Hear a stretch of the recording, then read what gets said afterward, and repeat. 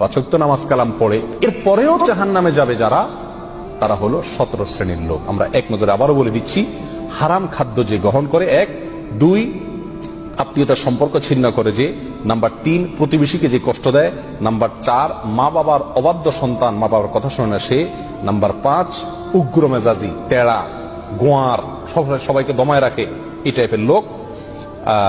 Number 6 অধীনস্থদেরকে, প্রজাদেরকে, যে সমস্ত শাসকেরা, যে সমস্ত রাজারা, যে সমস্ত রাষ্ট্রপ্রধানেরা, সরকার প্রধানেরা বা যে যে লেভেলে আছে সে তার প্রজাদেরকে ধোঁকা দেয় যে তারা।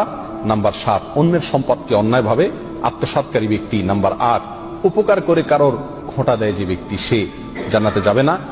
নাম্বার 9 চগলখোর ব্যক্তি জান্নাতে যাবে না, মানুষের পিছনে কথা লাগায় বেড়ায় একজনের আরেকজনের কাছে। নাম্বার 10 অন্যকে নিজের পিতা হিসাবে, নিজের বাবাকে না বলে, পরিচয় না দিয়ে অন্যকে নিজের বাবা হিসাবে